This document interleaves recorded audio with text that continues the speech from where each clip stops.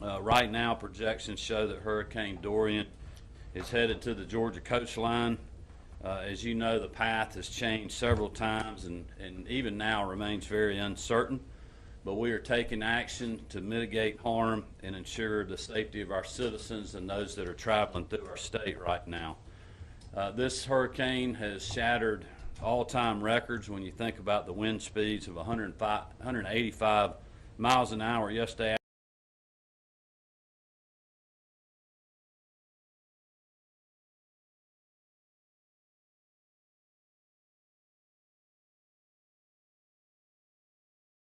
45-mile-an-hour winds.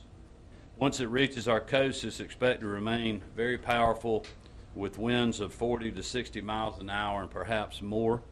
A dangerous storm surge of 3 to 6 feet along the immediate coast and heavy rainfall in the neighborhood of 4 to 6 inches, possibly more, which will cause flash flooding. And we saw the water levels down there really 3 hours before the tide was high, was already very, very high, so you can see how we're in a little bit of a rough spot from flooding right now just because of the moon phase and the high tides that we are having in many coastal communities. And based on the recommendations of federal, state, and local partners, last Thursday I issued an executive order, as you know, declaring a state of emergency in 12 coastal counties for Hurricane Dorian preparation, response, and recovery. And this afternoon, Camden and Glenn County were placed under hurricane watch and storm surge watch. So we're on the lookout for that for the entire coast. Hurricane watch means the hurricane conditions within the next 48 hours. To ensure an uninterrupted supply of petroleum products, emergency supplies, and food, I also have temporarily waived specific weight, height, and length restrictions for vehicles traveling through Georgia for disaster response. I've also suspended regulations which limit the hours of commercial vehicle drivers. I believe that these measures will greatly assist with ongoing storm prep and disaster response efforts, but we still have much work to do.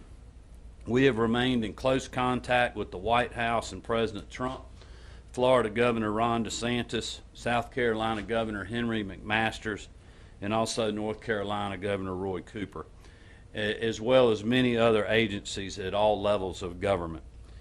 We are committed to the safety of our people and our citizens, and as a result, yesterday evening I issued an executive order requiring the mandatory evacuation of individuals east of I-95 in 6 counties: Bryan, Chatham, Camden, Glenn, Liberty, and McIntosh, which started at noon today. GEMA estimates that this mandatory evacuation order applies to roughly 400,000 people. To aid in the traffic flow for this evacuation, GEMA and the Georgia Department of Transportation will also start westerly contraflow starting at 8 a.m. tomorrow. All I-16 lanes will allow only westbound traffic from Savannah to US 441 in Dublin. In addition, the State Operations Center is working with the Red Cross to open shelters for evacuees in McDuffie, Lawrence, Bibb, Coffee, and Ware counties as of today. Information on shelter locations and opening times, in addition to available hotel accommodations, can be found at gema.ga.gov. Through daily briefings, GEMA and state partners have been in ongoing communications with local county emergency management agencies and FEMA officials. They have deployed field staff to all coastal counties, and we put resources on standby for response and recovery. These efforts include having law enforcement and transportation agencies on alert for evacuation and post-storm response, stockpiling fuel for first responders and emergency power operations, as well as getting engineers on deck to test or repair our infrastructure. Even with all this preparation, we still cannot stress enough that Hurricane Dorian remains a significant threat to our state. We urge all residents to stay vigilant.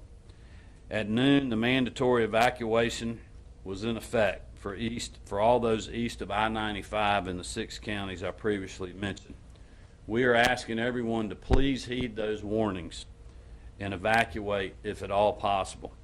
Given the risk of strong winds and potential flooding in these areas, if coastal residents decide not to evacuate, and I want to be very clear, they will be on their own if first responders are unable to reach them.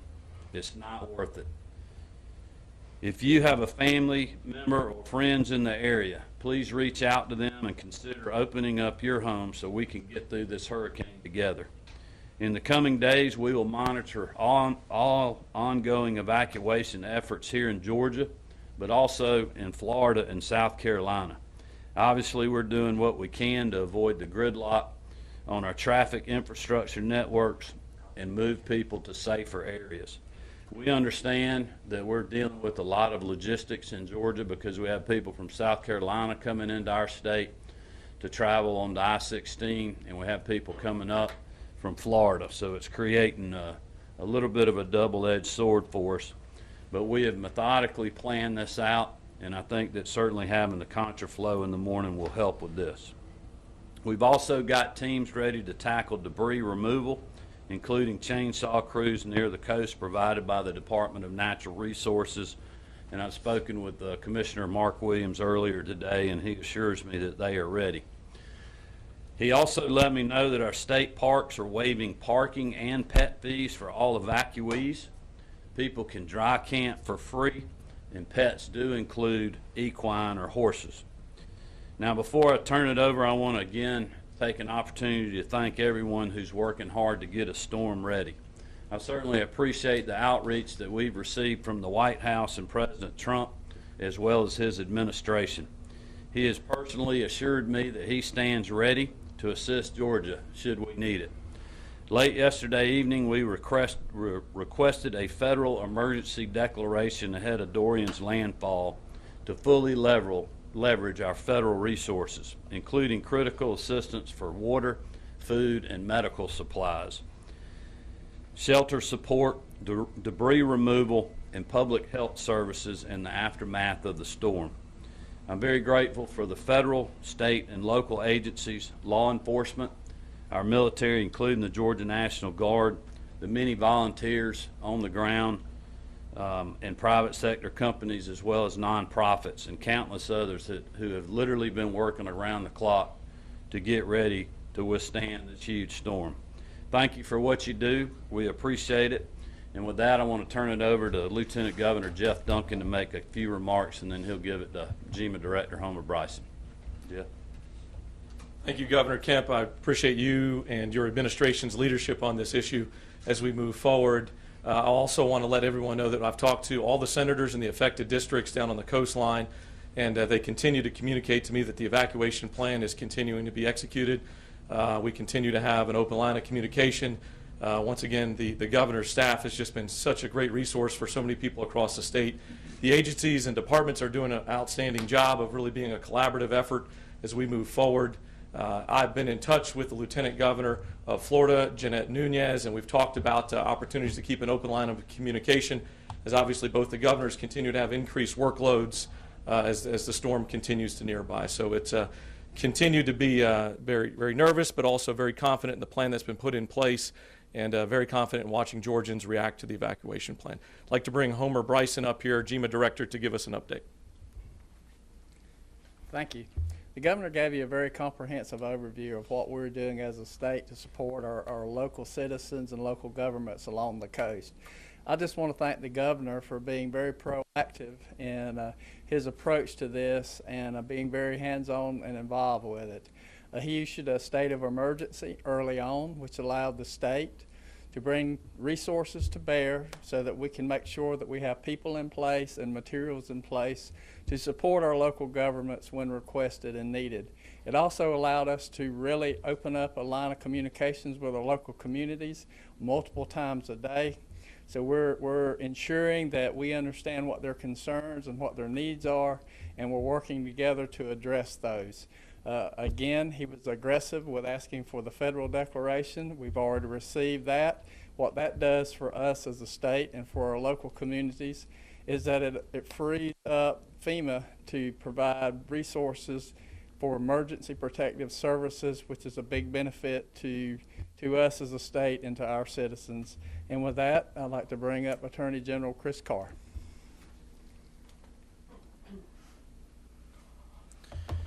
Thanks, Director Bryson. Governor, thank you so much for all that you and your administration are doing. As part of the governor's executive order, price gouging laws are in effect in the state right now, and we will aggressively protect not only Georgians but our guests. We do not want those that are having to escape to protect themselves and their families to be victimized while in the state of Georgia. A reminder to all businesses, make sure that you understand what the executive order says. Each violation of that law can result in a $2,000 to $15,000 fine. And we will, as I said, aggressively protect those that are in our state. In addition, now is the time that we oftentimes will see scams for those that may have to rebuild, debris removal and or rebuilding of homes. Please know who you're working with. Please get all estimates and contracts in writing, and please don't give all of the money up front. Make sure that you know who you are dealing with in particular. And also, we see charity scams. Now is the time we need to be standing up and protecting each other, not taking advantage of each other. And we will see scams, not only those potentially in the Bahamas, but those in the state of Georgia as well. And we will aggressively go after those who are taking advantage of those most vulnerable. So thank you again, Governor. Appreciate the opportunity to speak. All right, I'd now like to bring up Insurance Commissioner John King for some brief remarks. General. Good afternoon. We are currently working very hard with Governor Kemp and the rest of the Team Georgia to make sure that we are set for success, not only to protect our citizens in the coast and throughout the other affected areas, but also getting ready for the recovery phase of this operation. And so working with industry to be getting ready as soon as Homer Bryson and the team clears the routes to get us back into the areas, to go and help citizens in getting their claims, working with citizens. The key today is to make sure that people are prepared for that recovery phase, to make sure they inventory all their valuables, make sure to take photographs, take care of the key documents that they'll need to make sure that they get obviously the insurance claims process.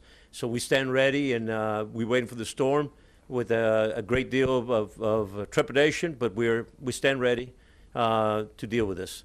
Governor Kemp? All right, thank you. All right, we'll open it up for questions. If anybody's got any? You talked about the fact that people who stay will be left, sort of to their own devices. Can you underscore just how important it is you think everybody gets out? Well, I know, and when I was on the coast, I heard this. I mean, our whole coastal area, and especially those in South and Southwest Georgia, I mean, they're hurricane weary for sure. I think the good news about what we've been through as a state over the last, 3 or 4 years, our team has great experience to be prepared for these things. We've certainly learned a lot through the years, and we got experienced people, so I'm letting them do their job, and they know how to do it. But I know our people are tired of evacuating. I know they're frustrated. It scares me that this storm has moved so slow that people think they have more time than they do. The reason that it's been upgraded to a hurricane watch and a storm surge watch is because they think something's going to happen within 48 hours. The cone is still touching the Georgia coast. And, what I learned on the briefing yesterday with the president and the other governors and FEMA and the national weather people was, look, anywhere in that cone, the eye of that storm can end up or can be, which still makes us very vulnerable. And especially for those on our barrier islands, if we have heavy flooding, which I believe that we will, if we get the kind of rainfall that everybody's saying we will, it's going to be very hard getting on and off that island in any kind of vehicle. And if people have a medical emergency or an issue with structures and get trapped, it's going to be very hard for us to get to them. So that's why we think people need to take the advice of evacuating. Get your belongings together and start moving as soon as you can. And I think we've spread that out a good bit, I think, and the contraflow will help tomorrow. So hopefully that will be very orderly. We got to see the traffic a couple of times while we were down there today. I've been getting reports from the State Patrol as well, and everything seems to be moving very well at this time. Governor, what about those who are physically unable to evacuate on their own? I'm going to let Homer speak. Yeah, I'll let Homer speak to that because he's got that answer. As I said, we've been working with the counties for several days now, and early on, we identified that to allow them to sort of take the lead with that on how we move those folks out. Timing is unique to each county, so they need to be the driver of that and us there to support them. So our Department of Public Health has been working hand in hand with those. We've identified patients that need to be moved. We've spun up state contracts to provide busing, ambulances, and other support. We've identified areas that these individuals can be taken to. So we're well into that process, and I actually received a report back about 2 hours ago that it was working smoothly at this point. I will just add, yesterday when I was at the SOC, the public health officials were some of the busiest folks in that room because they were already moving and preparing to get folks moved. So big tip of the hat to them. All right.